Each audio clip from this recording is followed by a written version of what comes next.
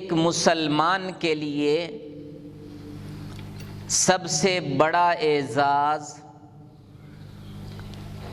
وہ آمنہ کے لال صلی اللہ علیہ وسلم کی صحبت اٹھانا ہے اور آقا علیہ السلام کے رخ انور کی زیارت کرنا ہے۔ اس امت مسلمہ کا سب سے اولین طبقہ، خیر الامم کا سب سے اولین مصداق اور کائنات کے بہترین لوگ وہ حضرات صحابہ کرام رضوان اللہ اجمعین ہیں، جنہوں نے رسول اللہ صلی اللہ علیہ وسلم کی صحبت اٹھائی، شریعت مطہرہ کے، نزول قرآن کے، نزول وحی کے وہ اولین عینی گواہ بنے اور نبوت کی وحی کی ترجمان زبان سے اللہ تعالیٰ کا انہوں نے کلام سنا تو وہ ساری کائنات سے اعلیٰ و ارفع و افضل ہو گئے۔ قرآن پاک حضرات صحابہ کرام کو کبھی اولئک هم المفلحون سے خطاب فرماتا ہے کہ اے لوگو، یہ لوگ پورے کے پورے کامل طور پر فلاح پا گئے،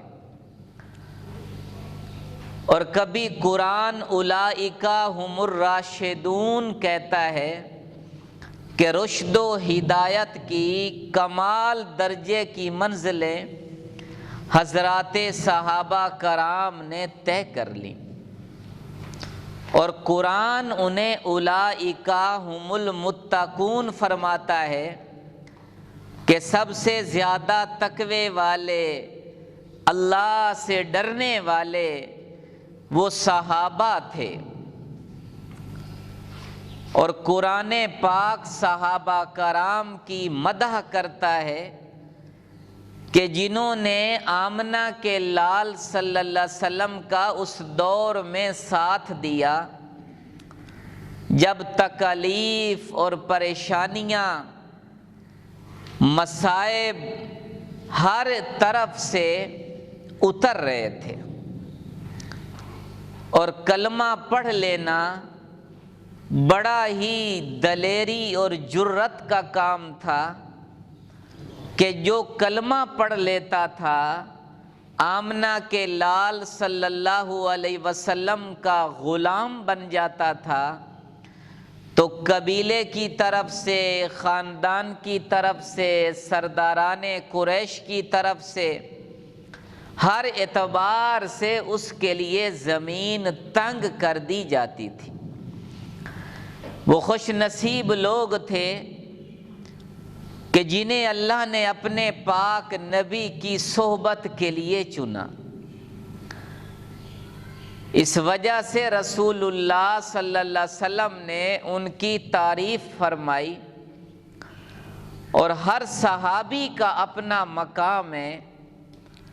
لیکن جس انسان پر صحابی کا ٹائٹل لگ گیا،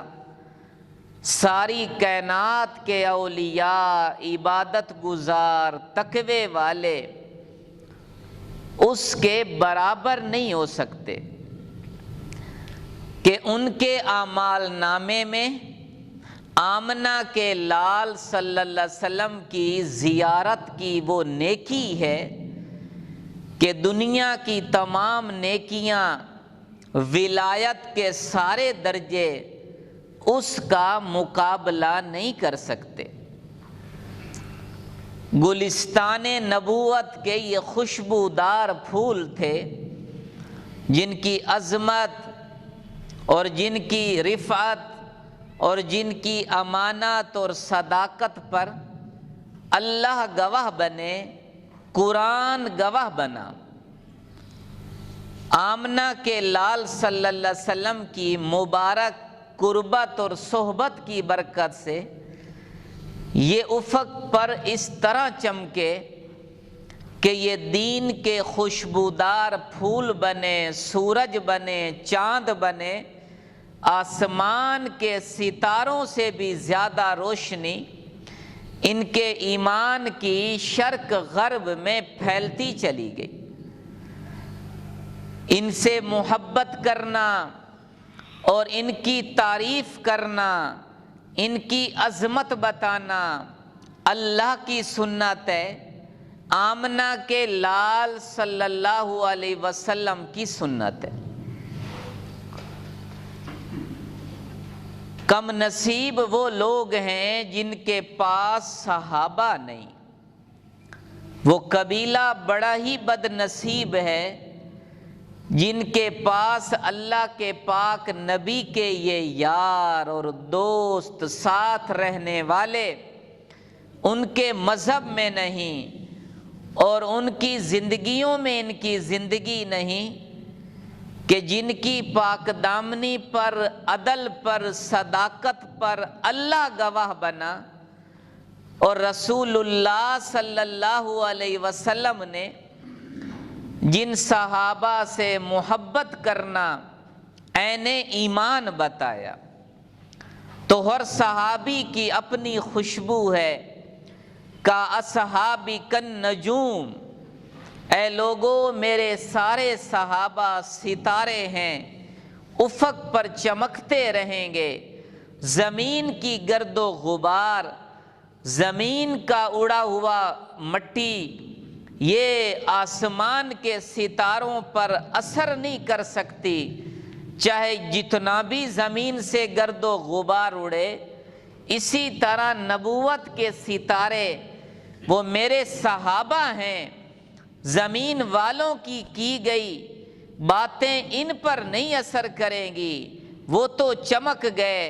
آمنہ کے لال کے ساتھ دن رات رہنے والے اور ہر لمحہ ساتھ دینے والے، جنہوں نے اپنا مال، جان، خواہشات، احساسات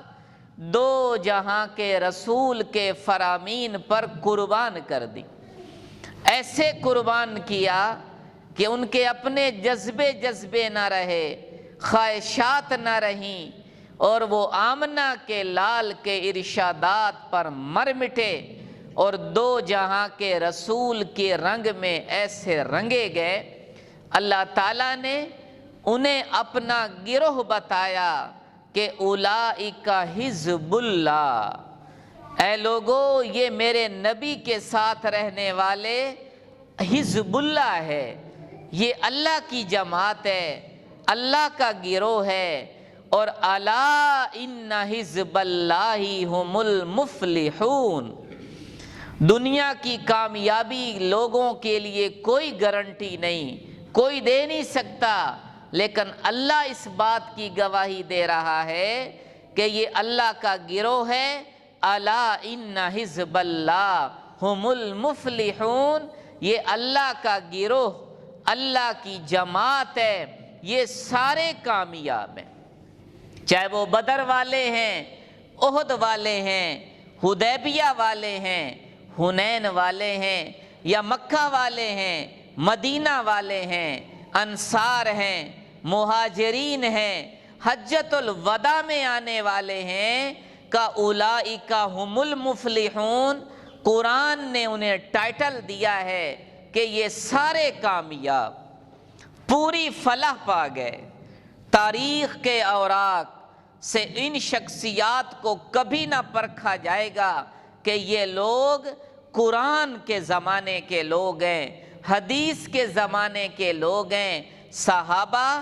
تاریخ کے زمانے کے لوگ نہیں۔ اگر کوئی کھڑا ہو کر کہ طبری ہے، یہ ابن خلدون ہے اور یہ فلاں تاریخ کی کتاب ہے، او کم نصیبو، انہیں سمجھانا چاہیے کہ اے لوگو یہ صحابہ قرآن کے زمانے کے لوگ ہیں، حدیث کے لوگ ہیں، ان کی شخصیات اجلی ہیں، نکھری ہوئی ہیں، جن کے قلوب پر اللہ نے نگاہ ڈالی اور انہیں اپنے پاک نبی کی صحبت کے لیے چن لیا۔ اور جیسے دو جہاں کے رسول امام الانبیاء بنے ہیں، اسی طرح ابو بکر صدیق وہ امام الصحابہ بن گئے، جن کو اللہ تعالیٰ نے اس زمین پر کائنات کے انسانوں میں انبیاء علیہم السلام کے بعد سب سے افضل رتبہ عطا فرمایا، سب سے اعلیٰ بنایا، اور جنہیں اللہ کے پاک نبی کا ہم سفر بنایا، ہمراز بنایا، اور بچپن سے لڑکپن سے جوانی کا دوست بنایا، اور ایسا پھر ساتھ نبھایا کہ پھر دو جہاں کے رسول کے ساتھ ایسے سوئے، ایسے لگے کہ پھر قیامت کے دن بھی فرمایا ہم اکٹھے ہی اٹھائے جائیں گے۔ آمنہ کے لال صلی اللہ علیہ وسلم کے دو سفر ہیں جو آپ کی زندگی کے یادگار سفر ہیں۔ ایک سفر معراج کا ہے، جس میں دوست اور ساتھی اور رفیق وہ سید الملائکہ ہیں، جبرائیل علیہ السلام ہیں، امین الوحی ہیں، وہ فرشتوں میں مقرب ترین فرشتہ ہے جو معراج کے سفر کا ساتھی بنا ہے، اور اس نے ام ہانی رضی اللہ عنہ کے گھر سے آپ کو لیا ہے، اور پھر بیت اللہ ہے، بیت المقدس ہے، اور پھر آسمانوں کا ایک نظام ہے، اور سدرۃ المنتہا تک وہ جبرائیل صاحب چھوڑ جاتا ہے کہ یا رسول اللہ صلی اللہ علیہ وسلم آگے میں نہیں جا سکتا، وہ تجلیات وہ میں برداشت نہیں کر سکتا۔ اور ایک سفر ہجرت کا ہے، جب مکہ والے حالات تنگ کرتے ہیں اور صحابہ ہجرت کی اجازت لے رہے ہوتے ہیں، اور آپ کہہ رہے چلے جاؤ، ایک آتا ہے دوسرا آتا ہے، اور اجازت مل رہی ہوتی ہے، اور مکہ چھوڑ جاؤ اور مدینے کی طرف ہجرت کر جاؤ، سب جا رہے ہوتے ہیں اور سب چلے جاتے ہوتے ہیں، اور آمنہ کے لال بچ جاتے ہیں، اور حضرت علی رضی اللہ عنہ بچتے ہیں، اور حضرت علی رضی اللہ عنہ کو اپنی امانتوں کا امین بنا کر دو جہاں کا رسول وہ بستر پر لٹا کر کڑکتی دوپہر کو، امی عائشہ رضی اللہ عنہ فرماتی ہیں عام طور پر رسول اللہ صلی اللہ علیہ وسلم ہمارے گھر شام کو آتے تھے، لیکن اس دن کیا ہوا، کڑکتی دوپہر کو آ گئے، اور میرے باپ ابو بکر حیران، میں حیران، اور رسول پاک صلی اللہ علیہ وسلم نے فرمایا ابو بکر تیاری کرو، اللہ نے تجھے میری ہجرت کا رفیق بنا دیا ہے، تجھے میری ہجرت کا ساتھی بنا دیا ہے۔ اور حضرت ابو بکر کی آنکھوں سے آنسو جاری ہوتے ہیں، امی عائشہ رضی اللہ عنہ فرماتی ہیں میں نے پہلی بار دیکھا فرط مسرت سے، خوشی سے بھی کسی کی آنکھوں سے یوں آنسو نکلتے ہیں اور ہجرت کا ساتھی بنتے ہیں۔ اور پھر وہ اور دو بیٹیاں ہوتی ہیں، کا بات کرنی ہے، کا ان کو بھیج دو، کا میری دونوں بیٹیاں ہیں، تو کہتے ہیں اب پھر اللہ نے حکم دے دیا ہے ابو بکر کو اپنی ہجرت کا رفیق بنا لو، اور اس وقت 5000 درہم تھے، وہ سب لیتے ہیں، دو بیٹیاں ابو بکر چھوڑتے ہیں، ابو قحافہ آتے ہیں، حضرت ابو بکر کے والد جو بعد میں مسلمان ہو گئے، تو وہ آتے ہیں، وہ نابینا تھے، کہ بیٹی کیا چھوڑا، گھر میں بھی کچھ چھوڑ کے چلے گئے، کہاں خیر کثیر چھوڑ کے گئے ہیں، صدیق کی بیٹی تھی، کہ خیر کثیر چھوڑ کے گئے، اور پھر پتھروں کپڑے میں لپیٹ کے ہاتھ کا اب کوئی پرواہ نہیں ہے، اور یہ پھر چلتے ہیں، اور یہ وہ سفر بنا، کہ یہ وہ سفر ہم سفر ابو بکر بنا، ہجرت کا جو رفیق بنا، اور راستے کی مشکلات برداشت کی، اور پھر وہ لمحہ بھی آیا کہ نبوت کو کندھوں پہ بٹھایا، اور کبھی آگے چلتے، کبھی پیچھے چلتے، کبھی دائیں کبھی بائیں، اور اللہ کے رسول نے پوچھا ابو بکر کیا وجہ ہے؟ کہا یا رسول اللہ دل میں خیال آتا ہے، دائیں دشمن ہے تو ادھر ہو جاتا ہوں، ادھر خیال آتا ہے تو اس طرف ہو جاتا ہوں، اور کہا اس لیے؟ کہا ہاں یا رسول اللہ آپ کی حفاظت کے لیے۔ اور پھر وہ سفر آتا ہے اور کندھوں پہ بٹھاتے ہیں، اور ابو بکر ہیں، دو جہاں کے رسول ہیں، اور وہ غار ثور میں پناہ لی جاتی ہے، اور 3 دن 3 رات ایسے ابو بکر دو جہاں کے رسول کو گود میں لٹا کر مطالعہ کرتے ہیں جیسے ریحل میں قرآن رکھا ہوتا ہے۔ کسی انسان کو اتنا دیدار دو جہاں کے رسول کا نصیب نہ ہوا، کوئی ایسا کائنات میں نہ آ سکا۔ کوئی صحابی جی بھر کے آنکھ بھر کے ہمارے نبی کو نہیں دیکھ سکتا تھا سوائے ابو بکر اور عمر کے، اور ابو بکر کے تو کیا نصیب جاگے، پھر اپنے کپڑے پھاڑ پھوڑ کے اور پگڑی پھاڑی اور سوراخ بند کیے اور گود میں آمنہ کے لال لیٹ گئے۔ قرآن ناطق، ایک قرآن خاموش ہے جو ہم روزانہ پڑھتے ہیں، اور ایک قرآن ناطق بولتا قرآن ہے۔ میرے نبی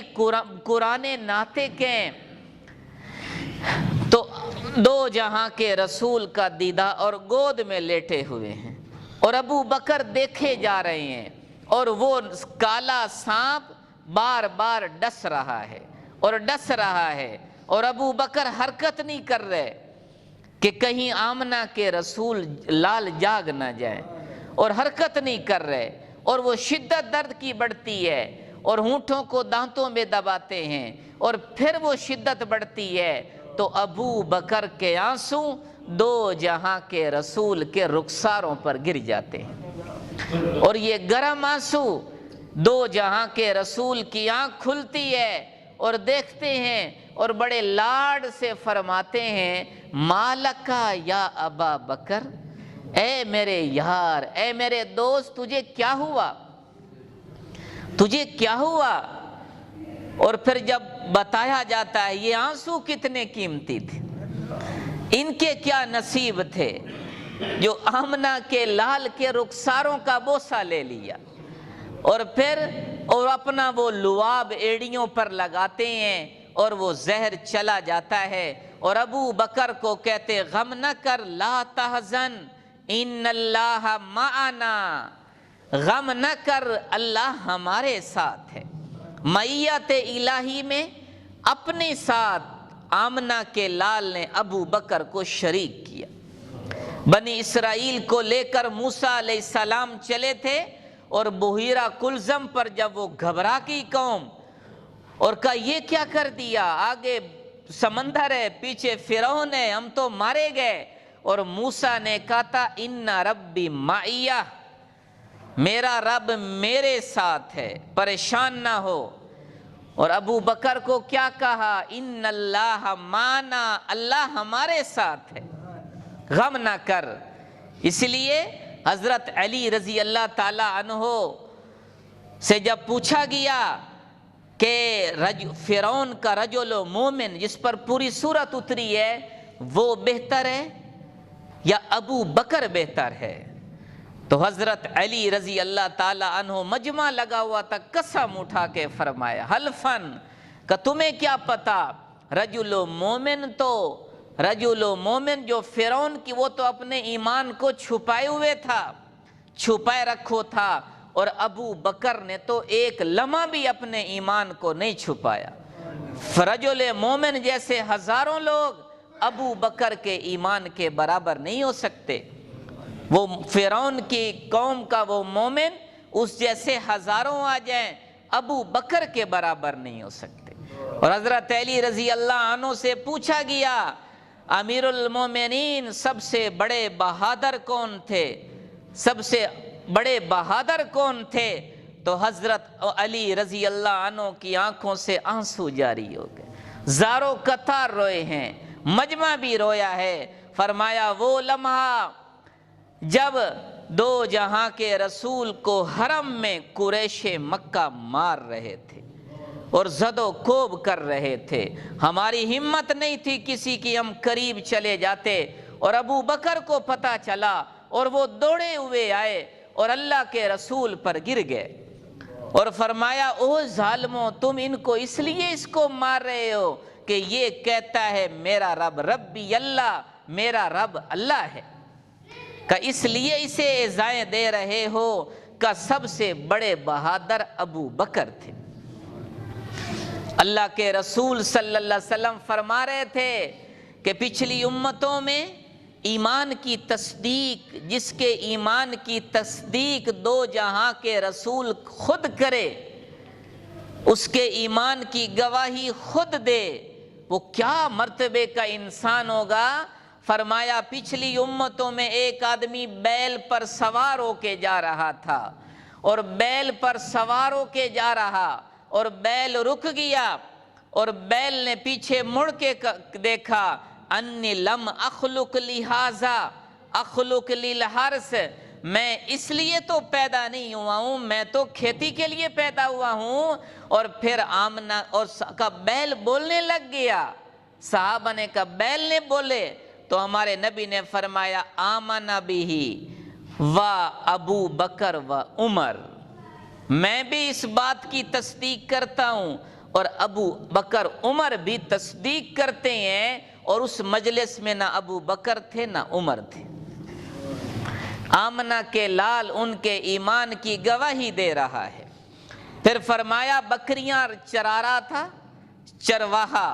اور ایک بھیڑیا بکری اٹھا کے چلا گیا، اور چرواہے نے دیکھا تو بھیڑیا بول پڑا، بھیڑیا بولنے لگا کہ وہ دن بھی آئے گا جب بکریوں کو کوئی چرانے والا نہیں ہوگا، میں چراؤں گا۔ تو لوگوں نے کہا بھیڑیا بول پڑا کہ آمن بہ و ابو بکر و عمر، اس بات پر میں بھی ایمان لایا، ابو بکر عمر بھی ایمان لائے، وما ہما، حالانکہ دونوں اس مجلس میں موجود نہیں تھے۔ تو یہ وہ ہستیاں ہیں کہ جن کے ایمان کی گواہی آمنہ کے لال خود دے رہے ہیں۔ مال ملا سارا اللہ کی راہوں میں قربان کر دیا، کچھ بچا کے نہیں رکھا۔ مکے میں دو بڑے مالدار آدمی تھے، ایک امیہ بن خلف سردار تھا اور دوسرے ابو بکر تھے، یہ بڑے مالدار تھے، اور امیہ بن خلف انتہائی درجے کا کنجوس تھا، بخیل تھا، بدر میں مارا گیا تھا، اور ابو بکر انتہائی درجے کے سخی، ریشم کی دکانیں لٹا دیں، بڑے تاجر سب کچھ لٹا دیا اللہ کے رسول پر۔ حضرت بلال رضی اللہ عنہ اسی امیہ بن خلف کے غلام تھے، اور وہ ان کو ایذائیں دیتا تھا۔ ابو بکر رضی اللہ عنہ گزرتے تھے اور بلال کی آہیں سنا کرتے تھے، بڑا ہی درد ہوتا تھا کہ کیسے اللہ مجھے توفیق دے میں اسے آزاد کرا لوں، اور وہ دن بھر مارتا، پھر رات کو آتا اور ببول کے کانٹے چبھاتا، سینے پہ بھاری چٹان رکھ دیتا، اور بلال عہد کرتے رہتے، اور ایک دن حضرت ابو بکر آئے، امیہ سے کہا یہ مجھے بیچ دے غلام، منہ مانگی قیمت لے لے، یہ مجھے بیچ دے، حبشی غلام بیچ دے مجھے۔ تو امیہ نے کہا اچھا، کہ اس کی کتنی قیمت دے گا؟ کہ جتنی مانگو گے۔ تو امیہ نے کہا اچھا پھر تیرا ایک غلام تھا، نستاس اس کا نام تھا، وہ رومی عیسائی غلام تھا حضرت ابو بکر رضی اللہ عنہ کا، بڑا حسین اور کاریگر اور بڑے کام جاننے والا، کا اس کے بدلے میں وہ دے دے اور یہ لے لے۔ تو انہیں کہا منظور ہے سودا، اور اس غلام کو جب لینے کا وقت آیا تو کہا 40 اوقیہ چاندی بھی اور دے تب دوں گا اس بلال کو۔ تو حضرت ابو بکر نے کہا ٹھیک ہے منظور ہے، 40,000 اوقیہ چاندی بھی دے دی اور نستاس غلام بھی دیا، حسین ترین غلام رومی عیسائی، اور بلال کو لیا اور آزاد کر دیا۔ او امیہ بن خلف لوگوں کو بتانے لگا میں تو اسے بڑا عقل مند سمجھتا تھا ابو بکر کو، اس نے تو ایک حبشی غلام جو میرے کسی کام کا نہ تھا وہ لے لیا، میں نے اس کے بدلے میں اتنے پیسے لے لیے، اور میں نے اس کے بدلے میں ایک غلام بھی لے لیا، میں تو سمجھتا بڑا عقل مند ہے۔ حضرت ابو بکر رضی اللہ عنہ نے فرمایا اگر مجھ سے میرے پاس ملک یمن کی حکومت ہوتی، بلال کے بدلے میں میں پوری حکومت ہی دے دیتا۔ تجھے کیا پتا بلال کی کیا قدر ہے اللہ کے ہاں۔ تو بلال کو آزاد کروانے والے زنیرہ ایک باندی تھی، ایک کافر کی غلام تھی، وہ مسلمان ہوئی اور اس کو وہ ایذائیں دے دے کے اس کی بینائی چلی گئی،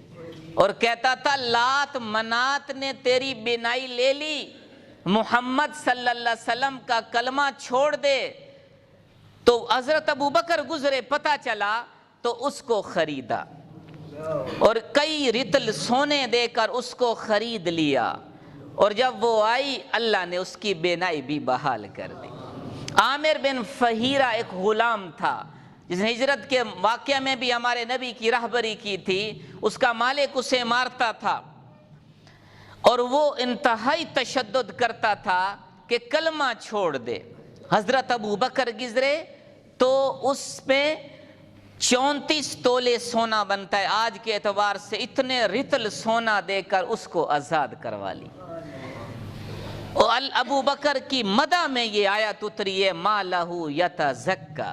وما لأحد عندہ من تجزا۔ یہ وہ ابو بکر ہے جس نے اپنا سارا مال اللہ پر لٹا دیا اور اللہ تعالیٰ کے لیے خرچ کر دیا۔ نہدیہ ایک باندی تھی، نہدیہ رضی اللہ عنہا، وہ مسلمان ہوئی، اس کا مالک اسے بڑی تکلیف دیتا تھا، تو حضرت ابو بکر رضی اللہ تعالی عنہ کو پتہ چلا تو منہ مانگی قیمت دے کر اس کو خریدا۔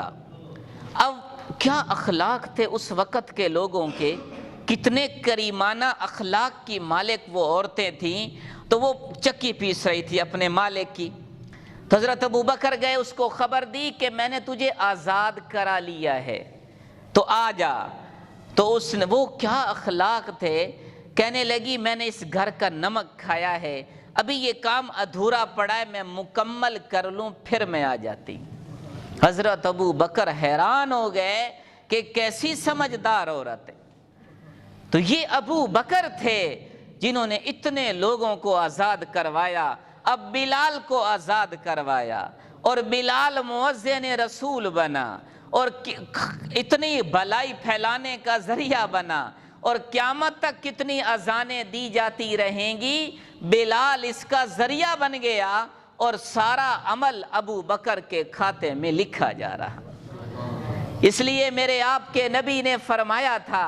کہ لو وزن ایمان ابی بکر، اگر ساری کائنات کے انسانوں کا ایمان ایک پلڑے میں رکھ دیا جائے اور ابو بکر کا ایمان ایک پلڑے میں رکھ دیا جائے تو ابو بکر کا ایمان بڑھ جائے گا، ابو بکر کا ایمان بڑھ جائے گا۔ کچھ آدمی حضرت عمر رضی اللہ عنہ کے پاس ایک لے کر آئے کہ آپ افضل ہیں، دوسرا کہتا نہیں ابو بکر افضل ہیں، اس پر جنہوں نے کہا آپ افضل ہیں، تو حضرت ابو بکر کے بارے میں جو یہ بات کی تو اس پر حضرت عمر کوڑے اٹھا کے لائے اور ان کو مارنے لگے کہ ابو بکر کا تو ایک رات اور ایک دن کی نیکیاں عمر کی ساری نیکیاں اس کے برابر نہیں ہو سکتی۔ جب ایک دفعہ آسمان پہ تارے چمک رہے تھے اور امی عائشہ رضی اللہ عنہ رسول پاک صلی اللہ علیہ وسلم سوئے ہوئے تھے اور امی عائشہ نے دیکھا تو سوال کیا یا رسول اللہ کیا ان آسمان کے تاروں سے بھی کسی کی نیکیاں زیادہ ہیں؟ حضرت عائشہ رضی اللہ عنہ کے جی میں تھا میرے باپ کا نام لیں گے، ابو بکر کا نام لیں گے، تو آپ علیہ السلام نے دیکھا کہاں عمر بن خطاب کی نیکیاں آسمان کے تاروں سے بھی زیادہ ہیں۔ تو امی عائشہ رضی اللہ عنہ کے چہرے پر اوس پڑ گئی، تھوڑا ایسے پریشانی آئی، تو آمنہ کے لال تو سمجھ گئے، فرمایا تیرے باپ ابو بکر کی ایک رات کی نیکیاں عمر کی ساری نیکیاں اس کے برابر نہیں ہو سکتی۔ وہ ہجرت کی رات جب دو جہاں کے رسول کو گود میں سلا کے اور آرام فرمایا، اور پھر ابو بکر سے ہی یہ یار غار کی مثل چلی ہے جو قیامت تک رہے گی۔ جو جس کا گہرا دوست ہو کہ یہ اس کا یار غار ہے، یہ وہیں سے ایسی مثل چلی کہ پھر یہ ایسی رہے گی۔ تو یہ دو سفر عرض کر رہا تھا، آمنہ کے لال کا ایک معراج کا سفر جہاں جبرائیل سدرۃ المنتہا پہ وہ ساتھ چھوڑ گیا، اور دوسرا یہ ہجرت کا سفر ہے جو ایسا سفر ہم سفر نے سفر ایسا نبھایا ہے ساتھ کہ وہاں رہے، اور وہاں کتنے تغیرات ہیں، اور غار کے منہ پر کفار پہنچ چکے تھے اور باتیں کر رہے تھے، اور یہ ایسا ہم سفر بنا ہے کہ آج بھی آمنہ کے لال کے ساتھ آرام فرما رہا ہے۔ کا ساری خلقت کی رحمت کو سمیٹ کر ابو بکر آج بھی دو جہاں کے رسول کے ساتھ آرام کر رہا ہے۔